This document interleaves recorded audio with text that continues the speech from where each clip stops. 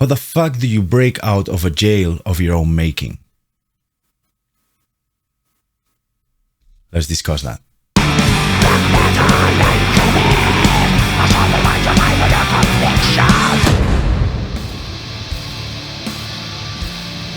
Ever since we were toddlers, we were told what to do, not to do, feel, not to feel, when to do it, when not to do it.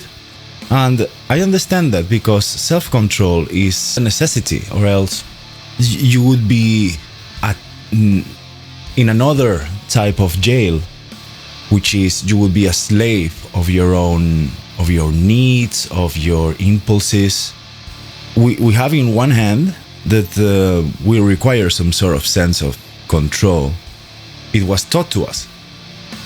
The thing is that depending how, self-control becomes self-bullying, becomes obsessive. For example, if you go to the supermarket, all right, and you see the typical couple with a baby. This happened to me the other day, and the kid was basically in the trolley and was extending his arms, basically asking her mom for a hug, for being, taken on her arms. But of course, this crying made her mother uncomfortable because they were in public. And what a scene was the kid making. She goes and says, "Why do you always have to behave this bad?"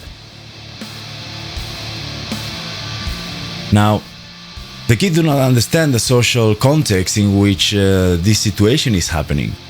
All the kid understands is that feels a bit weird, feels unsafe, and want her mother to give him, to hold her to hold him in her arms. And the answer to that need, and to express that need, was, "Why are you always so bad?" The common understanding of what kids are like kids are fucking retarded and they forget everything in a couple of years. Like, I don't know, like pets or something. Well, that's not the case. That's not the case. Kids forget about their childhood just the same way as you forgot what you ate yesterday or Tuesday last week. Basically, you would remember if there was a cockroach in your plate. You will remember that for life. If there was a cockroach in your plate, you, for example, would have attached eating in a kebab that you don't know as something negative. So then, therefore, you won't go to a kebab again because you got a cockroach in that kebab that one time. Now, at some point, that memory is not executive. You don't feel it. You don't need it. You don't need that information to go through your through your daily life, and so it's there. It's something happened, and it goes into the background. But the decision and behavior that memory created, or that event created, is still rippling through your life. Basically, through the repetitions, through all the times that you decided that you don't go to kebabs, then it so happens that you don't go to fucking kebabs. Anytime that you get to choose, you have already learned and mastered the skill of choosing not to go to a kebab. And then I touched the microphone again. Sorry for that.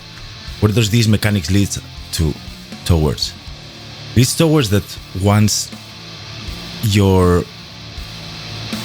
let's imagine 10 years from now, you will kind of, or it can end up into not really knowing why you don't go to kebabs. Of course, if you had a cockroach in your kebab, then you will always remember that. But if you have had some like if the 5 times you have gone gone to some dude that was violent or somehow negative, you're gonna have this sort of bad image of kebabs, and you won't go, and then that will get reinforced every time you choose not to go, and then you forgot why didn't you went in the first place, and that somehow becomes your perceived personality or part of your characteristics as a person. Now, how is this relevant is that this is also how, more or less, how it works with kids, but with the difference that that's creating a sort of framework that is going to become very, very hard to break when they are kids that we are talking about. Like from the ages of 0 to 7, whatever you learn or not learn there is going to be very, it's kind of, how I see it, is going to be the scaffolding, the framework from which you work.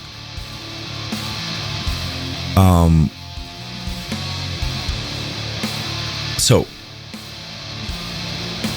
when you were told that you were a bad kid because of, I don't know, you made a scene, or because you were feeling blah blah blah, you know,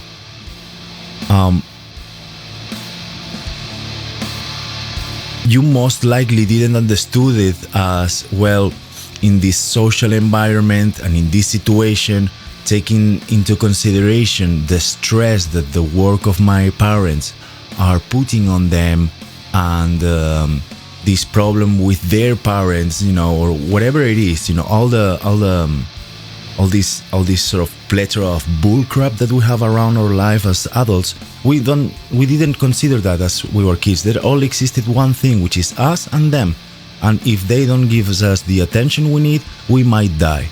And that is a sort of prevalent fear that goes through childhood. Now, in rare cases, you might have been explained, look, you cannot do this in public because ABC and blah blah blah, or you were maybe understood, or you were, but most are the cases that those times in which you didn't, you created a rule. Just like with a bad kebab, you choose not to go to kebabs anymore when you're drunk. Then in this case, you had to adapt to this, because if you're a bad boy or a bad girl, your parents are not gonna like you. So you have to change yourself. You have to change yourself in one way or another. And there are 2 ways in which we can change ourselves. One is a sort of improvement, modification that leads us to be more efficient, to be more in touch, you know, which leads to positive and congruent perks in our personality. I will talk about more abstract things, like how limitations give you freedom,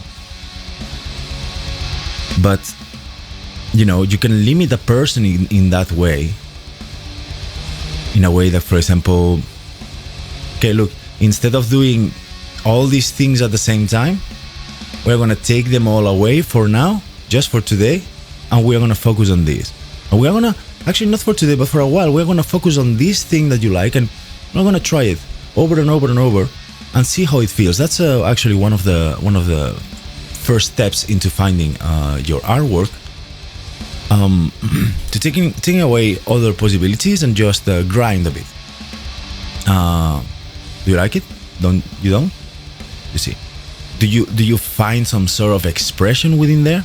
You know, so certain limitations are indeed positive and necessary, but why do you always behave bad?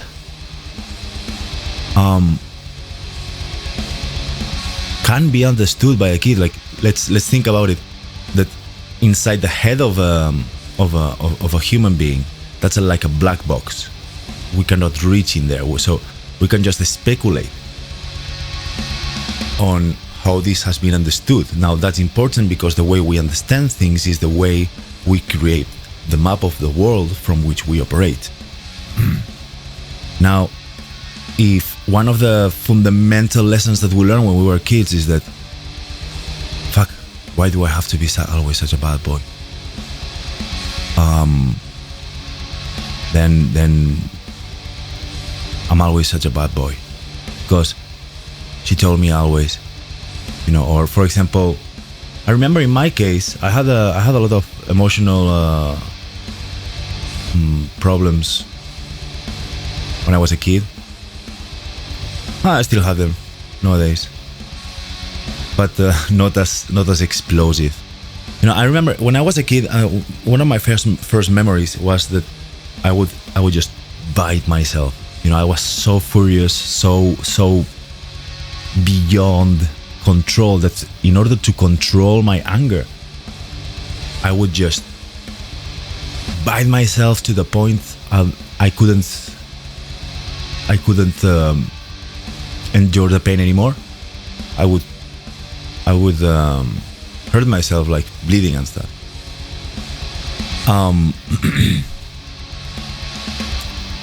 And I remember that, although I was never told, why do you have to be such a bad boy? Because of that, because some other things that were told to me, especially by my stepdad at the time, then I just arrived to the conclusion that I was, by default, bad, like evil or bad person, because I knew in the core of my intellect or of my experience that there was nothing I could do to not do that. There was nothing I could do to recall or not recall something. It just happened. There was nothing I could do to cry or I couldn't control myself. Those emotions were just overpowering. And so when something I had no control on was the cause of this judgment that the people or the beings that that your survival is completely dependent on, then you arrive to the conclusion that you're just flawed, and you have to repress that in order for other people not to know how bad of a person you happen to be or have been born like. Now, of course, this sounds very intellectual for a kid to get, but I am just describing very, very simple ways of creating meanings. Of creating meanings from a very simple experience, right? Of course, when you were a kid, you didn't know that your survival was dependent on blah, blah, blah, But when you were a kid, you just experienced your parents or your caretakers as the ultimate authority, the only thing that is important. This sort of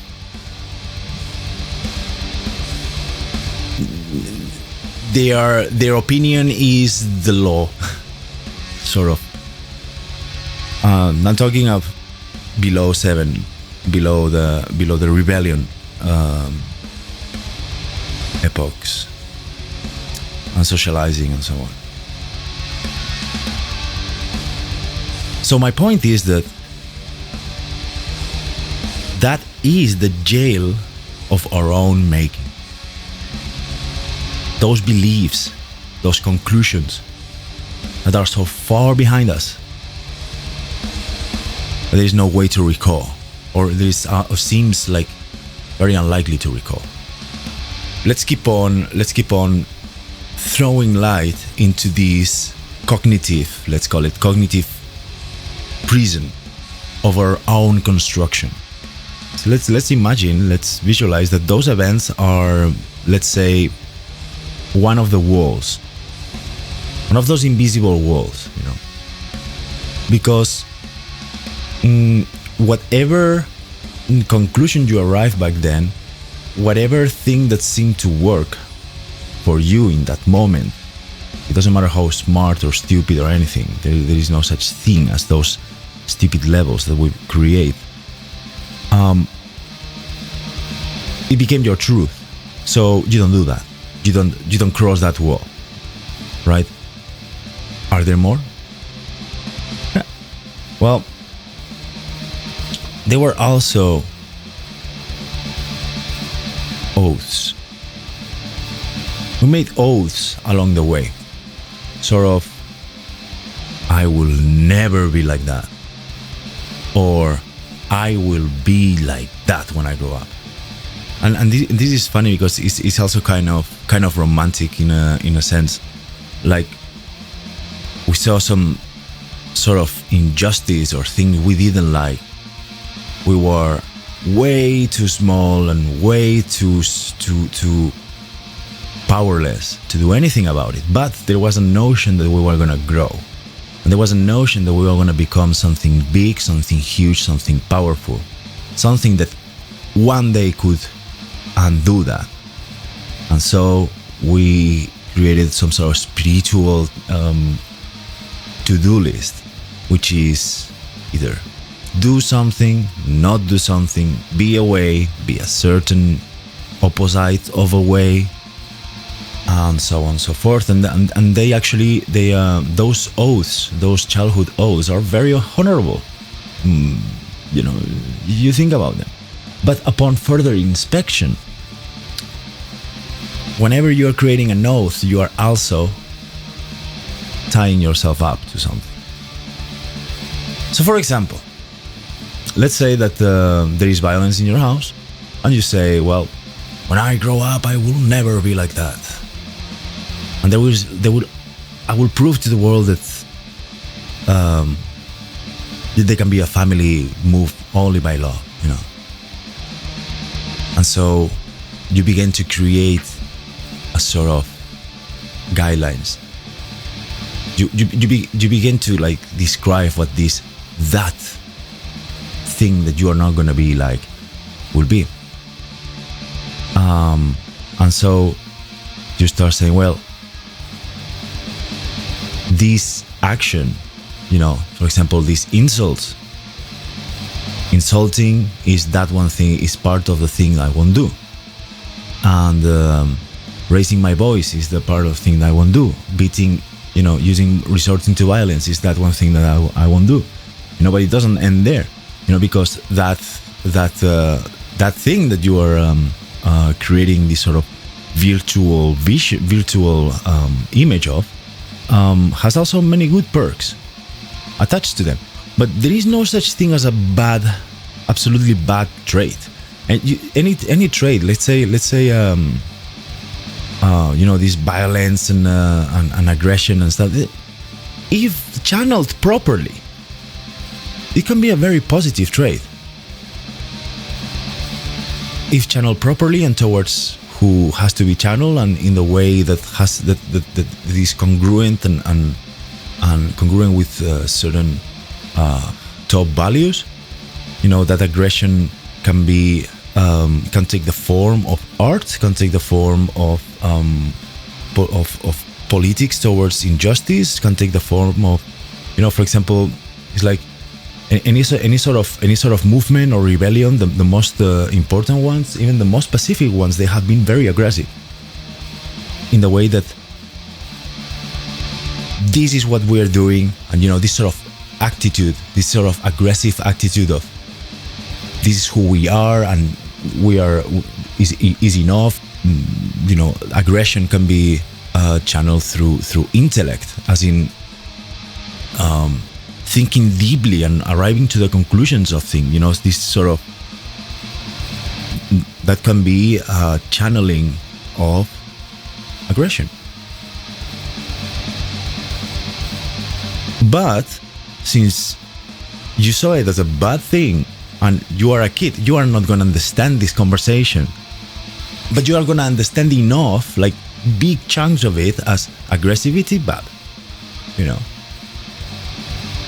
And if you don't mature and think about the structure of psychology and these things, then you that's just a rule. Aggressivity is bad, and that's it. And everyone says it's bad, and people that is aggressive go to jail, and then you don't think more about it. But at the same time, you are, you cannot just take away the aggression from yourself, because you as a being, you have aggression within you. In your genes, there are all the mechanisms to experience and use aggression. But you think it's a good thing to avoid it. So anything that reminds you, any of the little perks of that bad thing, maybe the ways of walking, of talking, of answering, then those are also inhibit. So in this case, that oath you made, or those oaths you made, they become another cognitive wall, let's say, of your jail. So now we have the wall of how do you need to not be, or those sort of conclusions that we make from ourselves and how we actually are. And then now we have also those oaths, the things that we want to be, the things that we don't want to be or do or say, or now we are creating more and more our structures. So there are more walls, because although our parents never came to us and told us, look, I really value honesty, and one of my top values in life are honor and genuinity, and explains why those values are more important than others. No. They just acted. And we cannot act not accordingly to our to whatever values we have. So if escaping was valuable to them, like the concept of not confronting their emotions, maybe they told you otherwise. Maybe they were the kind of people, no, you have to confront your emotions and blah, blah, blah. But then when the rubber meets the road, by their own example, they didn't do it themselves. And back then, we didn't give a shit of what they were told us. But they told us like this, we were much more absorbing their behavior. Okay, this seems to work for them. And to them and if it works for them, definitely is something that I have to put attention, because I need to survive too. I need to create myself as a human being as well. And my parents, my idols of back in the day, have these sort of unconscious beliefs and values, and you adapt to them and either absorb them, or you already are going to have a bias out of genetics. How to understand this is like if genetics can have a very, very high influence in the configuration of your face, as you develop, depending what you eat and your exercise, will in turn decide how that face and those traits develop over time, and how those traits and those biases manifest is going to depend on the environment, on your life, on your actions, right? If we just think that the brain is neurons in a certain position that has grown into a particular way, well, you're going to come up, with those cognitive shapes, let's say, with those structures. You're going to have those those traits and biases as well. The good thing about that is that genetics are not a wall, it's a predisposition. So, in other words, how I see it into this metaphor we are building of our own prison, your genetics are the color of the wall, the textures of the ceiling, the amount of light, the type of light of that room, the shapes of the walls. Are they curved or are they straight? Are they chaotic? Are they colorful? Are they, the way in which those walls manifest? Are the walls weak? Are the walls transparent? Those are kind of your genetics. How I see it. Now, there are more walls, of course, because yes, we have our the promises we made, and we have the feedback of our parents and the conclusions we made from the feedback of our parents, which is bound to survival. Well, is there any more? Well, yes, because we lived in a cultural background, which this is a rabbit hole to go, because it's very difficult to compare. So it's very difficult to grasp how deep our culture affects us. Like, really. Now, taking a shit on the street, I don't know you, but to me is an unthinkable thing, right? Doesn't matter how much I want to, and if I do, I will call it a problem. I will consider it a problem. Let's just say that taking a dump in the street is a social moral rule, or let's just for the moment just think that especially that comes from society, from the rules of society, from the framework of society. Basically, the framework of our parents come from the framework of that of the culture they are in, or they come from. So those frameworks, they are so invisible to us. We don't act that way because we have never considered acting in a different way, and it wouldn't work. That's also the thing. If you think about yourself in a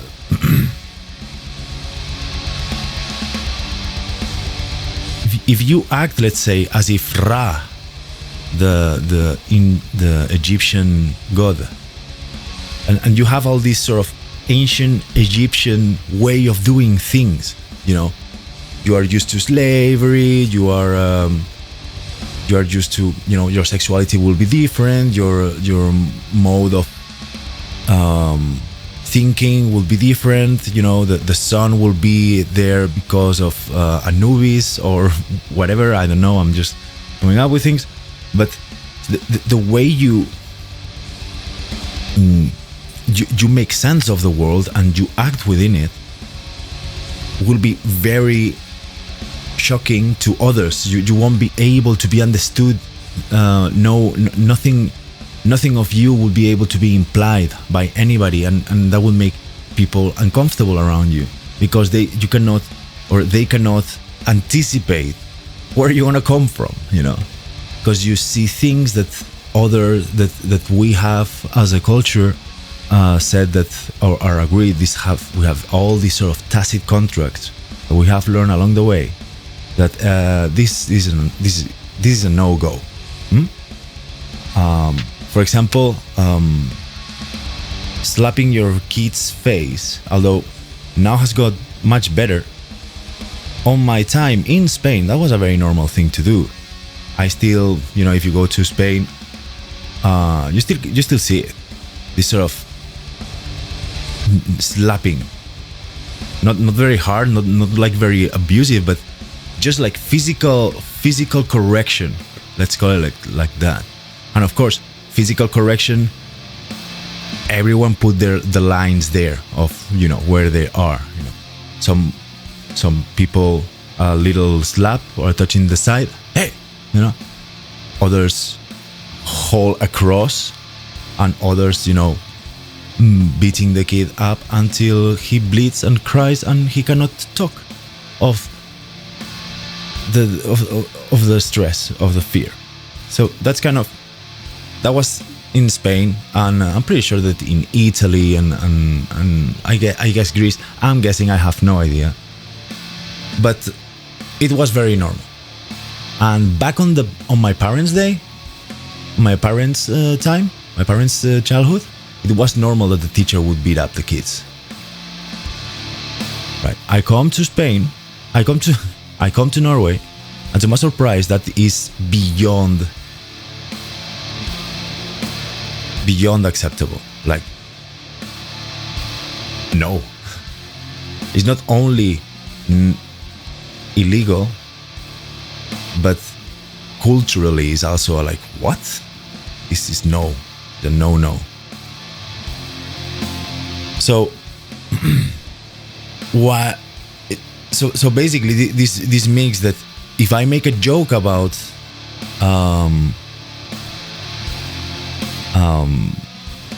our parents beating us up, it's not going to be so well received in Norway as it will be in Spain, because in Spain everyone can relate, and here that's a no. That's like, what the fuck? That's sick, as it should be. But it's just to put the cultural differences. And what about food? The food also is just extreme. The difference between Norway and Spain when it comes to food. Anyway, it's like Norwegians live out of bread slices with things on top.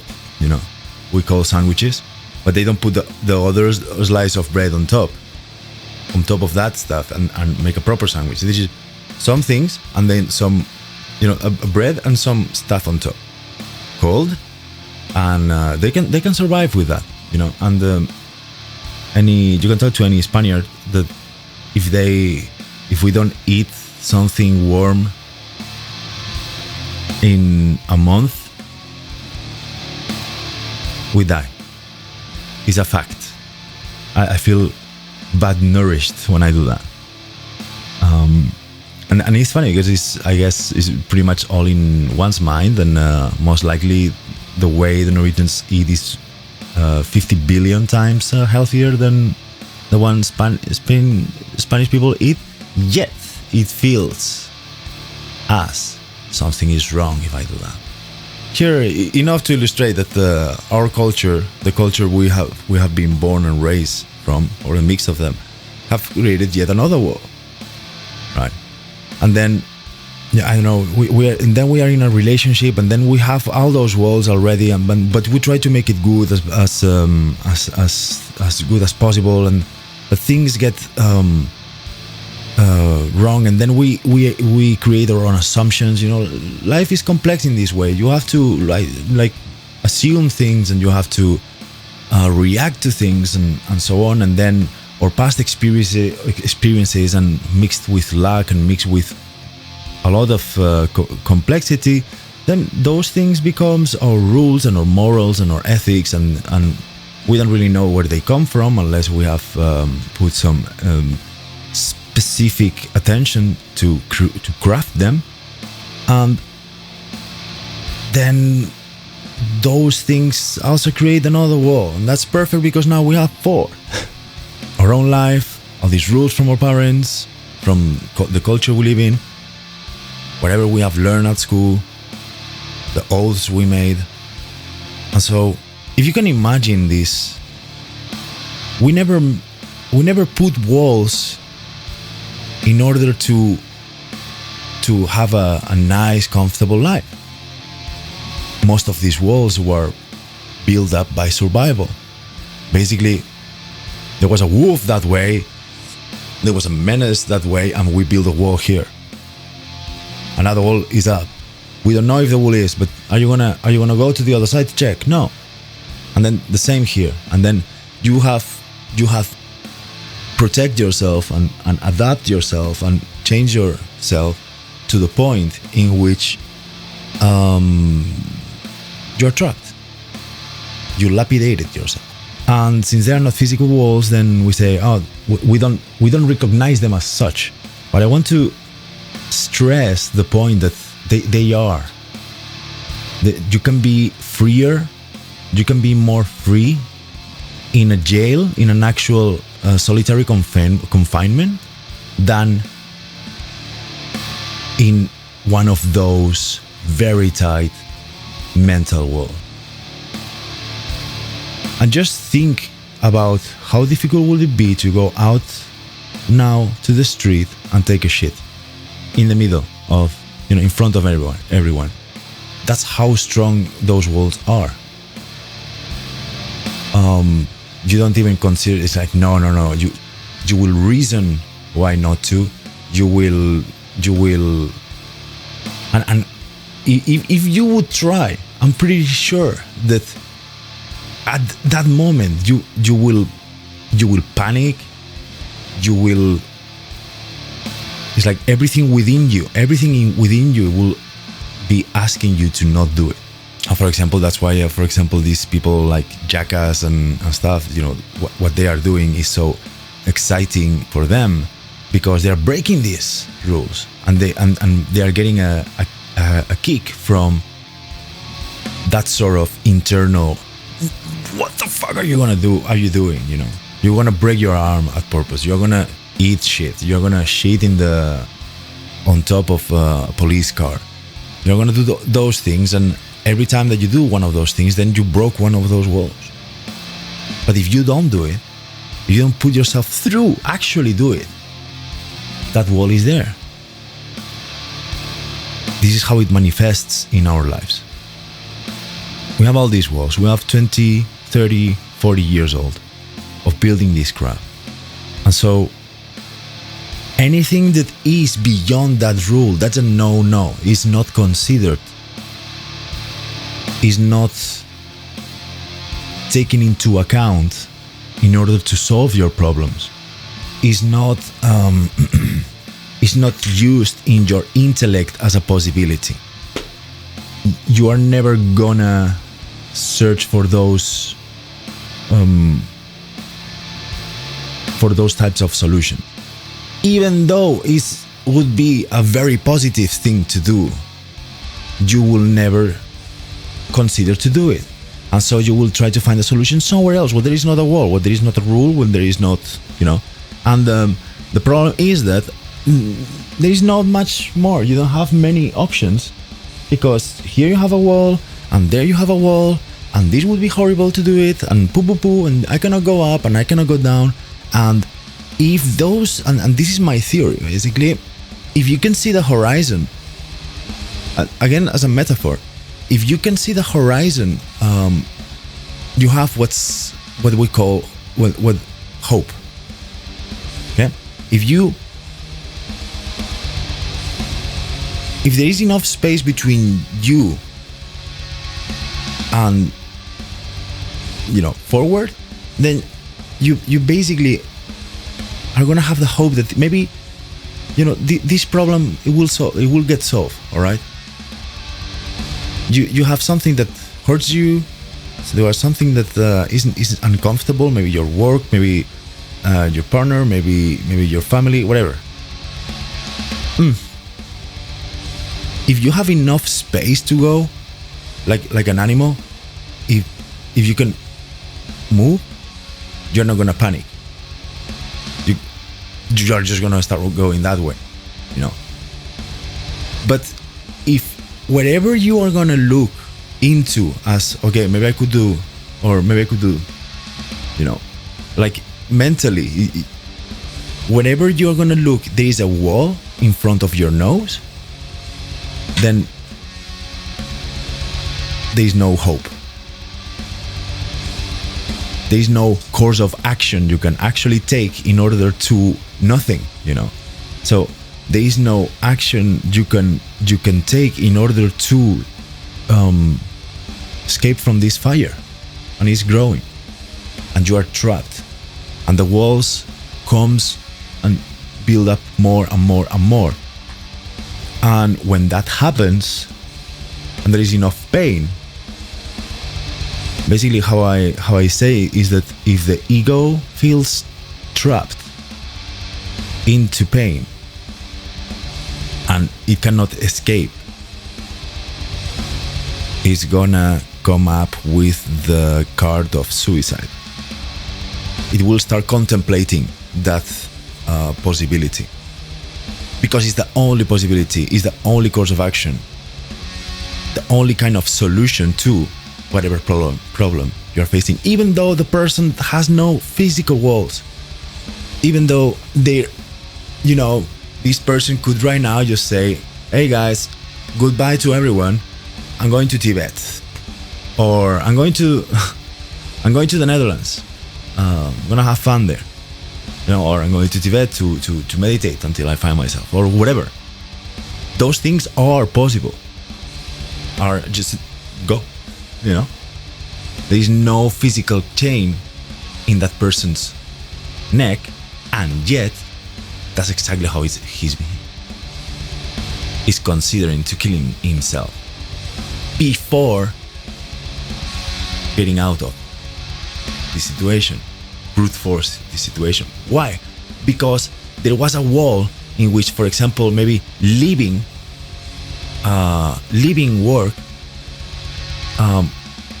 was one of those values that their parents had very, very ingrained in this sort of working class mentality, and breaking that rule is long time made the decision that making that rule is a no. That's just not possible. That's not who I am. That's not how I act. So since I cannot break that rule, I'll kill myself.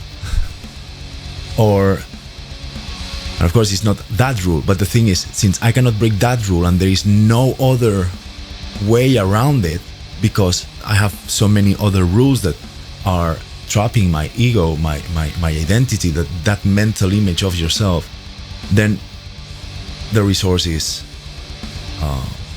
hopelessness, suicide. So this is the other extreme. What happens if this prison, is this mental prison, becomes too narrow. But I'm gonna just, now, how do we escape from a prison of our own making, which walls are invisible?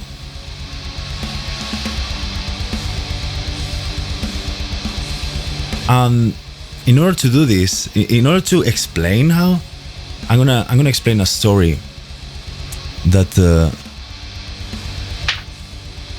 appears in this book. It's actually the first one, from Robert Alisa, my mentor on executive coaching. He explains this metaphor, this tale, in which, imagine that you put a dog inside of a glass bottle when he's small. You leave his head out, and you feed him, and he grows to the point in which he cannot go out or in. He has become trapped in this glass bottle. How do you liberate the dog? The rule is you cannot touch the bottle, you cannot kill the dog. You can start thinking and confabulating, well, if this or that, and in this case, the dog, it's you. And the bottle is this mental view of the world that has become our prison. And when there are so many stakes on the game, as in your actual life, then what you do is you break the fucking bottle. Fuck the rule.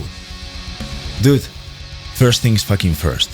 And what you have to start doing is the only, it basically is not, oh, this is my opinion about how can you start becoming happy from, no. if you are in a situation like that, if you see that if you feel that there is no escapes, that your life is becoming less and less and less exciting, less and less eventful, if you come from work to get bored at home, if there is some, if there is one of those sensations that you feel literally trapped or stuck in life, there is no other fucking way than just go and do something that you think you cannot do, that you shouldn't do, and just fucking try your luck to see if that wall, if that is one of those invisible walls or not. Basically, you have to run towards one fucking wall and just with hopes that is imaginary. Go visit places that you think you shouldn't visit. Be ethically, do something that is slightly ethically different than what you normally would do. But I go and confront that person and call that person's bullshit. If it's something you have never done, if that's something you cannot consider, if that's something that just considering creates some sort of terror within you, fucking do it. Just do it. Go and talk to the boss, or go and start your termination in that shitty work. It's like, no, but afterward, yeah, all that, no, but yeah. That's just the state of panic that you are gonna have to confront, because you're doing something that goes against one of the millions of rules and notions that you have created your framework around. That if that framework, that view of the world is choking you and is growing inwards, then now you need to survive and you need to break the fucking model. Any point, any cost. Period. You have nothing else better to do. And also, I put attention to my automatic imagination, automatic thoughts. No. If I see that at any point there is some sort of suicidal ideation, even slightly, even if it's just a moment, that is to me an alert. Hey, I feel trapped. I feel trapped. Then I put my intellect on it. Basically, I start with my thought process, a very simple process of dissolving and coagulating, which is, oh, I feel trapped. Asking why, and starting to put lights in all the walls around you. Oh, I feel trapped because I think I cannot do this, and of course doing that is out of the question, and if I act this way, then I will be like that, and then you all of a sudden you at least have a notion of of the shape of your prison, of your cognitive prison. Once you have mapped it as such, how do you begin dissolving these walls? Is by saying, okay, I'm terrified of doing this, but and here you have to, and it's one of the only times in life that having two options is the actual thing. In this type of cases, I let myself become a black and white thinking person. I either break out, or this is my end, or I'm gonna die. Because you got already your first, or how I say this, I just got now one notion of killing myself. If I don't do anything, if I don't break any wall, if I don't expand my experience, if there is nothing different, and just the routine, and I just let the routine grow and grow and grow closer and closer to me, I will have 2, 3, 10, and that's gonna end very bad. For as long as you don't gather the guts to break one of those walls, you will never see what was behind them, and you will never see that what you were once terrified of, you look in the other side and it's a very fucking little stupid thing that you are so much big and strong now that that thing will be afraid of you, but you are not. But if you don't break that wall and confront it, you're never gonna know. You're gonna think that it's just as dangerous and as big in comparison to you as it was when you build a wall. When you put an animal in a cage and he has no escape, then you know that animal is gonna resort into violence. He's gonna attack. Why? Because he has nothing to lose. And that gives us a hint. Oh yeah, I have to tell you this. I was a kid, and my grandfather went out of his play of the I was with at my grandfather house. I was about, I don't know, 13, maybe 12, 13, around that time.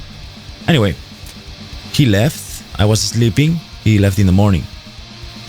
He went to do his errands around and blah blah.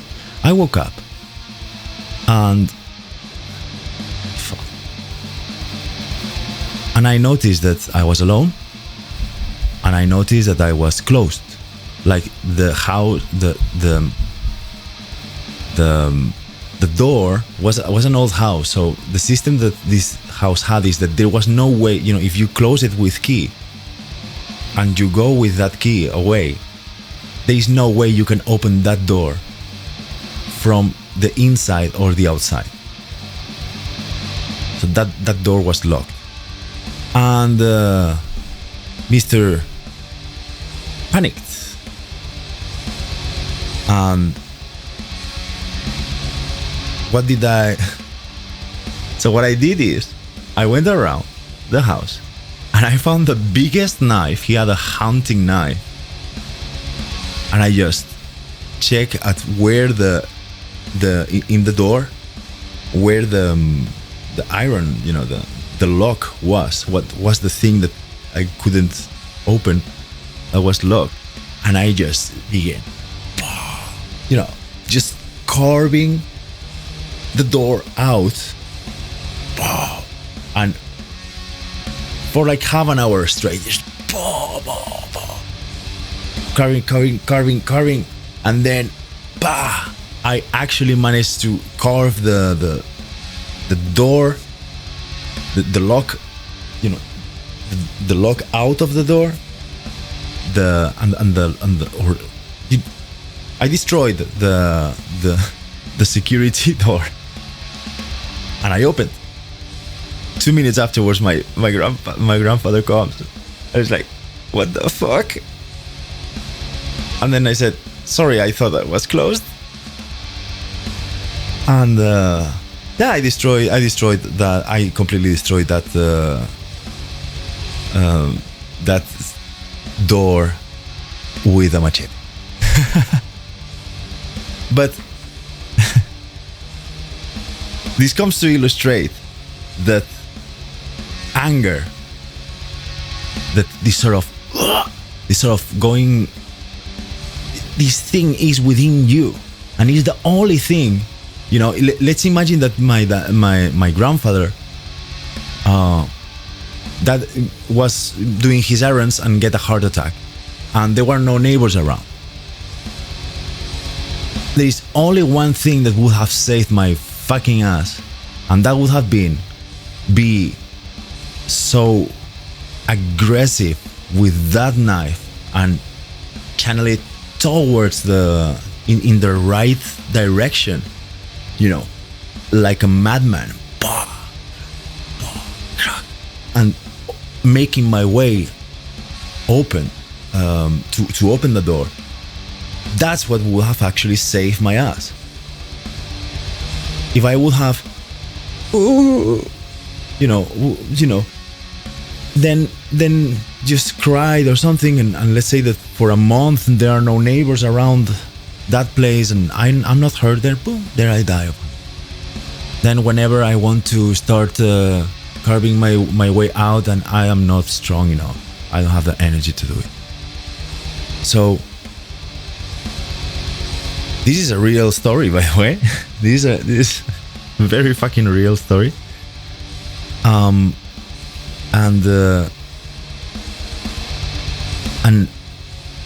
maybe you need to take a stone and start beating that wall. Maybe there, and only you know this. If you are in a situation, if what I'm saying somehow makes sense in you, there is no time to think, confabulate, and escape, and just let go of another day. Every day you let go, the walls come closer to you. You are weaker, the less air you have to breathe. If you think you are trapped, get angry about it and start poking those walls. And if none of them move, start beating them up. And if none of them move, go and fight and find whatever you have, even though if it's a knife, a frying pan, it doesn't matter. You just take that and you start beating the fuck out of it and get lost into that energy. Now, how come that you cannot tell to your boss A, B, and C? Like, what? Fuck it. I'm fixing this shit. Or what about or your family? That this situation, are you gonna let this situation bury you, dude? Like, no. And this also, it doesn't have anything to do with whether you are a man or a woman. You have the capability for aggression. You have the capability for getting this strength, getting lost into this berserk mode. Get in touch with it before these walls lapidates you. I hope you like this episode. Please share this with the people that is gonna find some value on this. Like this. You can support me in Patreon. You can just send me a message and tell me what you think about it. I want to have a conversation more than a monologue, although monologues are I'm making. Okay, alchemists, see you next week in another episode of the Black Metal Alchemist, and keep strong in your quest for ultimate awesome.